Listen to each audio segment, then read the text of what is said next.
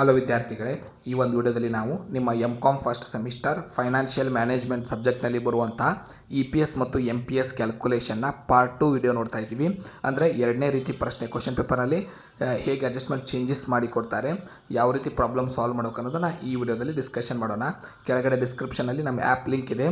So ದಯವಿಟ್ಟು ಆ್ಯಪ್ನ download ಮಾಡಿಕೊಂಡು ಯಾವುದಾದ್ರೂ ಒಂದು ಸಬ್ಜೆಕ್ಟ್ಗೆ ಜಾಯ್ನ್ ಆದರೆ ನಿಮಗೆ ಇರುವಂಥ ಫಸ್ಟ್ ಸೆಮಿಸ್ಟರ್ ಸಬ್ಜೆಕ್ಟ್ ಎಲ್ಲವೂ ಉಚಿತವಾಗಿರುತ್ತೆ, ಹಾಗೆ ನೆಕ್ಸ್ಟ್ ಸೆಮಿಸ್ಟರ್ ಕೂಡ ಉಚಿತವಾಗಿರುತ್ತೆ.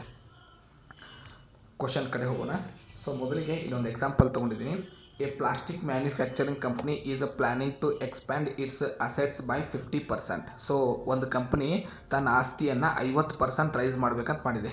ಸೊ ಅಸೆಟ್ಸ್ ಬ್ಯಾಲೆನ್ಸ್ ಶೀಟ್ನಲ್ಲಿ ನೋಡಿ 12 ಲ್ಯಾಕ್ ಇದೆ, ಅದಕ್ಕೆ 50% ಅಂದರೆ 6 ಲ್ಯಾಕ್ ಎಕ್ಸ್ಪ್ಯಾನ್ಷನ್ ಮಾಡ್ತಾ ಇದೆ business. All financing by expansion will come from external sources. ಎಲ್ಲ ಕಲೆಕ್ಷನ್ನು ಅಮೌಂಟು ಹೊರಗಡೆಯಿಂದ ತರ್ತಾ ಇದ್ದಾರೆ. The expansion will generate additional sales of rupees 3 lac. ಈ ಎಕ್ಸ್ಪ್ಯಾನ್ಷನ್ ಮಾಡಿದರೆ ಅವ್ರಿಗೆ 3 ಲಕ್ಷ ಸೇಲ್ಸ್ ಜಾಸ್ತಿ ಆಗುತ್ತೆ, ಮತ್ತು ಅದಕ್ಕೆ ರಿಟರ್ನು 25% ಬರುತ್ತೆ. ಸೇಲ್ಸ್ ಮೇಲೆ ಪ್ರಾಫಿಟ್ ಆಗುತ್ತೆ 25% after interest and before interest and tax. So the financial department of the company submitted the plans the consideration for the board. So ಕೆಳಗಡೆ ಒಂದು 3 ಪ್ಲ್ಯಾನ್ನ ಕೊಟ್ಟಿದ್ದಾರೆ. ಈ ಕಲೆಕ್ಷನ್ ಮಾಡಬೇಕಾಗಿರೋ 6 ಲ್ಯಾಕ್ ಅಮೌಂಟ್ ಹೇಗೆ ಬಂತಂದರೆ ಟೋಟಲ್ ಅಸೆಟ್ ನೋಡಿ 12 ಲ್ಯಾಕ್ ಇದೆ, ಎಕ್ಸ್ಪ್ಯಾನ್ಷನ್ ಮಾಡಬೇಕಾಗಿರೋದು 50% ಅಂದರೆ 6 ಲ್ಯಾಕ್ಸ್. 12 ಲ್ಯಾಕ್ ಮೇಲೆ 50% 6 ಲ್ಯಾಕ್ ಎಕ್ಸ್ಪ್ಯಾನ್ಷನ್ ಮಾಡಬೇಕು. ಎಲ್ಲವನ್ನು ಡಿಬೆಂಚರ್ ಮೂಲಕ ಕಲೆಕ್ಟ್ ಮಾಡಬೇಕು ಅನ್ನೋದು ಒಂದನೇ ಪ್ಲ್ಯಾನು. ಹಾಫ್ ಡಿಬೆಂಚರು, ಉಳಿದಿದ್ದು ಹಾಫ್ ಏನಿದೆ ರಿಮೈನಿಂಗ್ ಬ್ಯಾಲೆನ್ಸ್ ಏನಿದೆ ಅದು ಇಕ್ವಿಟಿ ಶೇರ್ ಅಂತ ಹೇಳಿದ್ದಾರೆ. ಅಂದರೆ 3 lac debenture 3 lac equity share ಅಂತ ಹೇಳಿದ್ದಾರೆ. ಥರ್ಡ್ ಪ್ಲ್ಯಾನಲ್ಲಿ ಇಕ್ವಿಟಿ ಶೇರ್ ಅಷ್ಟೇ ಅಂತ ಹೇಳಿದ್ದಾರೆ. ಅಂದರೆ ಇಷ್ಟು 6 ಲ್ಯಾಕ್ ಇಕ್ವಿಟಿ ಶೇರ್.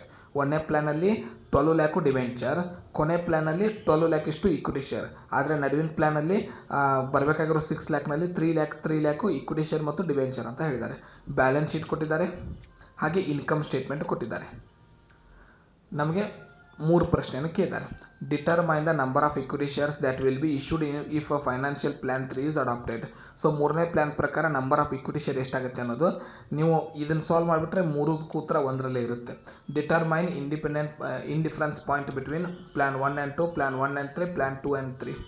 ಮತ್ತು ನಮಗೇನು ಹೇಳಿದ್ದಾರೆ, assume that the price earning ratio is expected to remain unchanged at 8. If plan 3 is adopted, is likely to drop 6 if either plan 1 or 2 used to finance the expansion. So PV ratio ಕೊಟ್ಟಿದ್ದಾರೆ.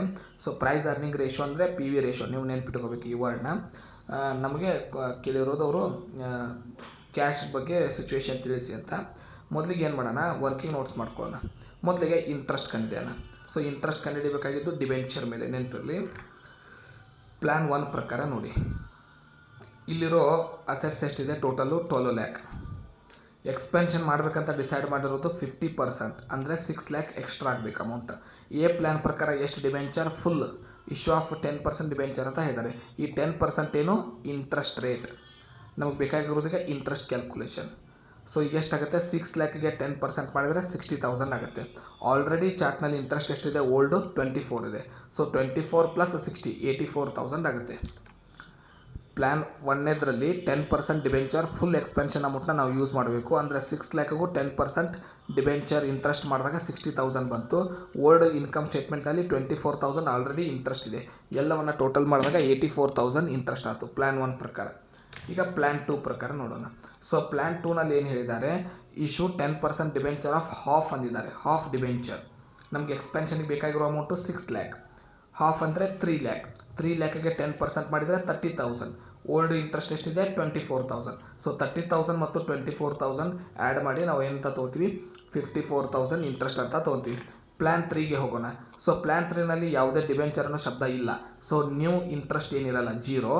ಆದರೆ old interest ಇದ್ದೇ ಇರುತ್ತೆ. ಎಲ್ಲದಕ್ಕೂ old interest ತೊಗೊತೀವಿ 24,000.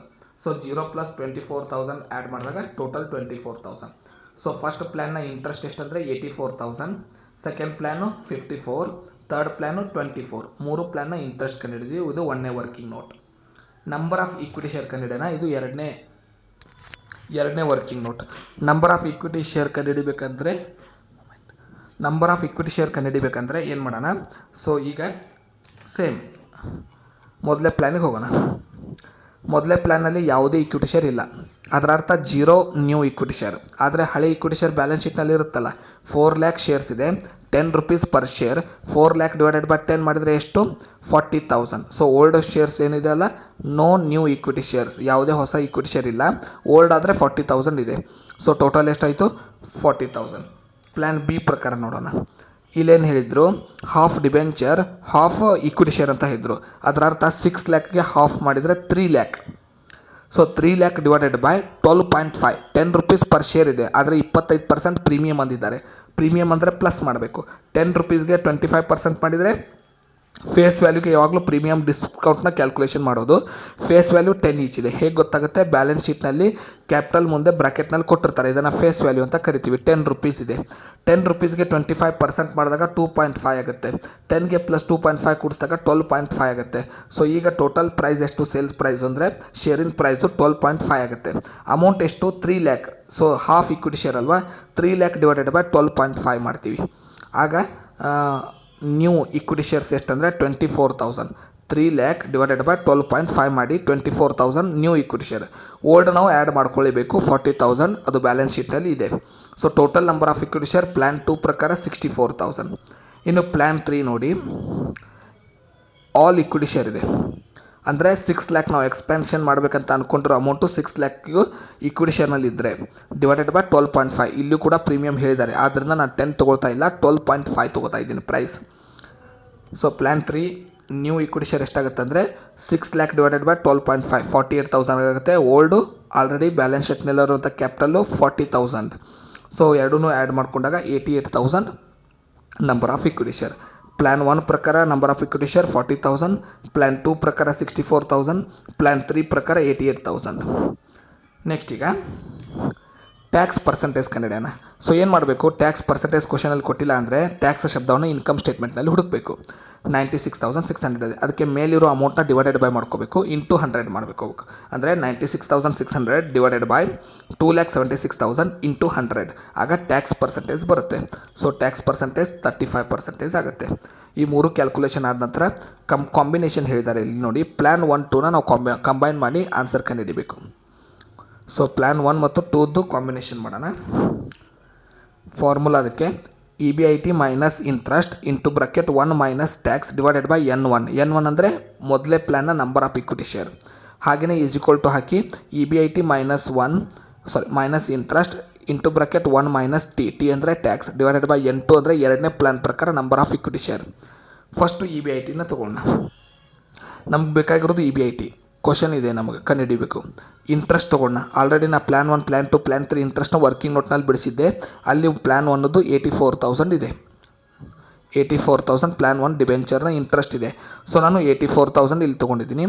1 common number, T ಅಂದರೆ ಇಲ್ಲಿ tax 35%, ಅದನ್ನು ನಾವು 0.35 ಅಂತ ಬರ್ಕೋತೀವಿ. N1 ಅಂದರೆ ಮೊದಲನೇದು ನಂಬರ್ ಆಫ್ ಈಕ್ವಿಟಿ ಶೇರ್ 40,000 ಇದೆ. ಪ್ಲ್ಯಾನ್ 1ನ ನಂಬರ್ ಆಫ್ ಈಕ್ವಿಟಿ ಶೇರ್. ಹಾಗೆಯೇ ಈಸ್ ಈಕ್ವಲ್ ಟು ಹಾಕಿ EBIT ನಮ್ಮ ಕ್ವಶನ್ನು ಮೈನಸ್ ಇಂಟ್ರೆಸ್ಟ್ ಅಂದರೆ ಎರಡನೇ ಪ್ಲ್ಯಾನ್ನ ಇಂಟ್ರೆಸ್ಟು 54,000 ಇದೆ, ನಾವು ಮೇಲೆ ಕಂಡುಹಿಡಿದಿದ್ದೀವಿ. 1 ಮೈನಸ್ ಟಿ ಅಂದರೆ 0.35, ಟ್ಯಾಕ್ಸ್ 35%ನ 35 ಡಿವೈಡೆಡ್ ಬೈ 100 ಮಾಡಿದ್ದೀವಿ. Whole divided by 64,000 number of equity share for plan 2. So ಎರಡನೇ ಪ್ಲ್ಯಾನ್ನ ಈಕ್ವಿಟಿ ಶೇರ್ 64,000 ಇದೆ. ಈಗ ಏನು ಮಾಡ್ಕೊಳ್ಳೋಣ, 0 ಕ್ಯಾನ್ಸಲ್ ಮಾಡ್ಕೊಂಬಿಡೋಣ. ಇಲ್ಲಿ ಕೆಳಗಡೆ 40 ಇದೆ ಅಂತ ಅಂದ್ಕೊಳ್ಳಿ, ಇಲ್ಲಿ 64 ಇದೆ ಅಂತ ತಿಳ್ಕೊಳ್ಳಿ. 30 ಕ್ಯಾನ್ಸಲ್. ಹಾಗೆಯೇ ಈ 1 ಮತ್ತು 0.35ನ ಮೈನಸ್ ಮಾಡೋಣ. 0.65 ಉಳಿಯುತ್ತೆ ಇವೆರಡನ್ನು ಮೈನಸ್ ಮಾಡಿದಾಗ. ಇಲ್ಲೂ ಕೂಡ ಹಾಗೆ. ನೆಕ್ಸ್ಟ್ ಸ್ಟೆಪ್ ನೋಡಿ, ಮೈನಸ್ ಮಾಡಿ ಉಳಿದಿದ್ದೆಲ್ಲ ಸೇಮ್ ಬರೆದಿದ್ದೀವಿ. ನೆಕ್ಸ್ಟು ಕ್ರಾಸ್ ಮಲ್ಟಿಪ್ಲಿಕೇಶನ್ ಮಾಡಬೇಕು. ಅಂದರೆ ಈ 0.65ಗೆ EBIT ಇಂಟು ಮಾಡಿದ್ದೀವಿ, 0.65ಗೆ 84,000 ಇಂಟು ಮಾಡಿದ್ದೀವಿ, ಎರಡಕ್ಕೂ ಇಂಟು ಮಾಡಿದ್ದೀವಿ. ಹಾಗೆಯೇ ಈ 0.65ನ EBITಗೆ ಇಂಟು ಮಾಡಿದ್ದೀವಿ, 0.65ನ 54,000ಗೂ ಇಂಟು ಮಾಡಿದ್ದೀವಿ. ಆಗ 0.65 EBIT ಮೈನಸ್ 54,600 ಡಿವೈಡೆಡ್ ಬೈ 40,000. ಇದು ಕೂಡ 0.65 EBIT minus 35,100 divided by 64,000. Next step cross multiplication. ಅಂದರೆ ಈ 30 ಕ್ಯಾನ್ಸಲ್ ಆಗಿರುತ್ತೆ. ಕೇವಲ ಇಲ್ಲಿರೋದೀಗ 40, ಇಲ್ಲಿರೋದು ಕೇವಲ 64. ಈ 64ಗೆ ನಾವು ಇದನ್ನು ಇಂಟು ಮಾಡಬೇಕು. ಅಪೋಸಿಟ್ ಮೇಲಿಂದನ್ನು ಕೆಳಗಡೆದಕ್ಕೆ ಇಂಟು ಮಾಡ್ಕೋಬೇಕು. ಇದಕ್ಕೆ ಕ್ರಾಸ್ ಮಲ್ಟಿಪ್ಲಿಕೇಶನ್. ಹಾಗೆಯೇ ಈ 40ಗೆ ನಾವು ಇದನ್ನು ಇಂಟು ಮಾಡ್ಕೋಬೇಕು. ಸೊ ಈ ರೀತಿ ಬ್ರಾಕೆಟ್ ಹಾಕಿದರೆ ಇಂಟು ಮಾರ್ಕ್ ಇದ್ದಂತೆ ನಾವು ಬರ್ಕೊಂಡಿದ್ದೀವಿ. ಈಗೇನು ಮಾಡೋಣ 64ಗೆ 0.65 EB18 ಇಂಟು ಮಾಡೋಣ. 64ಗೆ 54,600 ಇಂಟು ಮಾಡೋಣ. ಹಾಗೆಯೇ 40ಗೆ 0.65 EB18 ಇಂಟು ಮಾಡೋಣ. 35,100ಗೂ ಕೂಡ 40 ಇಂಟು ಮಾಡೋಣ. ಈ ಆನ್ಸರ್ಸ್ ಬರುತ್ತೆ. ನೆಕ್ಸ್ಟ್ ಸ್ಟೆಪ್ಪು 2 EB18 ಈ 26 EB18 ಮತ್ತು 41.6 EB18 ಒಂದು ಕಡೆ ಮಾಡ್ಕೊಳ್ಳೋಣ. 2 ಡಿಜಿಟ್ ನಂಬರ್ ಇರುವಂಥ ಈ ನಂಬರ್ಸ್ನ ಒಂದು ಕಡೆ ಮಾಡ್ಕೊಳ್ಳೋಣ. ಈಗ ಮೈನಸ್ ಮಾಡಿ ಆನ್ಸರ್ ಬರೆಯೋಣ. 15.6 EB18 ಈಸ್ ಈಕ್ವಲ್ ಟು 20,90,400. ಈ 15.6ನ ಈ ಕಡೆ ಕಳಿಸಿದಾಗ ರೈಟ್ ಸೈಡ್ ಕಳಿಸಿದಾಗ ಡಿವೈಡೆಡ್ ಬೈ ಆಗುತ್ತೆ. ಸೊ ಡಿವೈಡೆಡ್ ಬೈ ಮಾಡ್ಕೊಂಡಾಗ 1,34,000 ಬರುತ್ತೆ. Same procedure. ಈಗ ಕ್ವಶನ್ನ ಎ ಮುಗಿಸಿದ್ವಿ. ಬಿ ನೋಡಿ ಪ್ಲ್ಯಾನ್ 1 and 3 ಅಂತ ಹೇಳಿದ್ದಾರೆ. ಸೇಮ್ ಏನು ಚೇಂಜಸ್ ಇಲ್ಲ, ಬಿಡಿಸೋ ಮೆಥಡ್ ಸೇಮ್. ಫಾರ್ಮುಲಾದಲ್ಲಿ N1 N3 ತೊಗೊಂಡಿದ್ದೀವಿ ಡಿವೈಡೆಡ್ ಬೈ, ಯಾಕಂದರೆ ಈಗ ಪ್ಲ್ಯಾನ್ 1 ಪ್ಲ್ಯಾನ್ 3 ಕಂಪೇರ್ ಮಾಡುತ್ತಿರೋದ್ರಿಂದ ಸೇಮ್ ಪ್ರೊಸೀಜರ್, ಎಲ್ಲ ನಂಬರ್ಸ್ ಫಿಲ್ ಮಾಡೋದೆಲ್ಲ ಸೇಮ್, ಏನೂ ಚೇಂಜಸ್ ಇಲ್ಲ. ಎಲ್ಲಿ N1 ಅಂತಿದೆ 1ನೇ ಕಂಪ್ನಿಯ ನಂಬರ್ ಆಫ್ ಇಕ್ವಿಟಿ ಶೇರ್, 1ನೇ ಪ್ಲ್ಯಾನ್ನ number of equity share, N2 ಅಂದರೆ 2ನೇ ಪ್ಲ್ಯಾನ್ನ ಇಕ್ವಿಟಿ ಶೇರ್, N3 ಅಂದರೆ 3ನೇ ಪ್ಲ್ಯಾನ್ನ ಇಕ್ವಿಟಿ ಶೇರ್. ಸೊ ಸೇಮ್ ತುಂಬ್ಕೊಂಡಿದ್ದೀನಿ, ಏನೂ ಚೇಂಜಸ್ ಇಲ್ಲ. ಇಂಟ್ರೆಸ್ಟ್ ಕೂಡ ಆಯಾ ಪ್ಲ್ಯಾನದ್ದೇ ತೊಗೋಬೇಕು. ನಾವು ಯಾವ ಪ್ಲ್ಯಾನ್ ತೊಗೊತಾ ಇದ್ದೀವಿ ಅದರದ್ದೇ ಶಾರ್ಟ್ಕಟ್ ಮಾಡ್ಕೊತಾ ಹೋಗಿದ್ದೀನಿ. ಸೇಮ್ ಆಗಲಿ ಮೆಥಡ್ನಂತೆ ಇದನ್ನು ಕೂಡ ಸಾಲ್ವ್ ಮಾಡೋದು. ಥರ್ಡ್ ಮೆಥಡ್ ಅಂದರೆ ಥರ್ಡ್ ಪ್ಲ್ಯಾನು 2 and 3ಗೆ ಕಂಪೇರ್ ಮಾಡಿದ್ದಾರೆ, ಅದು ಕೂಡ ಸೇಮ್ ಬಿಡಿಸುವಂಥ ಮೆಥಡ್. ಅದರಲ್ಲೂ ಕೂಡ ಯಾವುದೇ ಚೇಂಜಸ್ ಇರೋದಿಲ್ಲ. ಸೇಮ್ ಸ್ಟೆಪ್, ಏನು ಫಸ್ಟ್ ಬಿಡಿಸಿದೆ ಅದೇ ಸ್ಟೆಪ್ಸ್ನ ಅಪ್ಲೈ ಮಾಡಬೇಕು. 3 ಆನ್ಸರ್ ಸೇಮ್ ಬರಬೇಕು, ನೆನಪಿರಲಿ. ಈ ರೀತಿಯಾಗಿ ಕಂಪೇರಿಸನ್ ಕೇಳಿದಾಗ ಸೇಮ್ ಆನ್ಸರ್ಸ್ ಬರಬೇಕು. ಯಾವ ಪ್ಲ್ಯಾನ್ ಬಿಡಿಸಿದ್ರು 1,34,000 ಬಂದಿದೆ, 1,34,000 ಬಂದಿದೆ, 1,34,000 ಬಂದಿದೆ. EB18 ಯಾವಾಗಲೂ ಸೇಮ್ ಬರಬೇಕು. ಪ್ಲ್ಯಾನ್ 1 ಪ್ಲ್ಯಾನ್ 2 ಪ್ಲ್ಯಾನ್ 3ನಲ್ಲಿ ಯಾವುದೇ ಚೇಂಜಸ್ ಇರೋದಿಲ್ಲ. ಈಗ ನಾವು ಇನ್ಕಮ್ ಸ್ಟೇಟ್ಮೆಂಟ್ನ ಪ್ರಿಪೇರ್ ಮಾಡೋಣ. ಪರ್ಟಿಕ್ಯುಲರ್ ಪ್ಲ್ಯಾನ್ಸ್ ಕಾಲಮ್ ಹಾಕ್ಕೊಂಡು 3 ಪ್ಲ್ಯಾನ್ ಕ್ವಶನ್ ಕೇಳಿದ್ದಾರೆ, ಆದ್ದರಿಂದ ನಾನು ಸಬ್ ಕಾಲಮ್ ಮಾಡ್ಕೊಂಡಿದ್ದೀನಿ 1, 2, 3 ಅಂತ. ಮೊದಲಿಗೆ EB18 ಬೇಕು, 3,75,000 EB18 ತೊಗೊಂಡ. ನಾವು ಕಂಡು ಹಿಡಿದಿರೋ EB18 ಅಲ್ಲ. ಸೊ EB18 ಯಾವ್ದು ತೊಗೋಬೇಕಂದ್ರೆ ಏನು ಮಾಡಬೇಕಂದ್ರೆ ಈ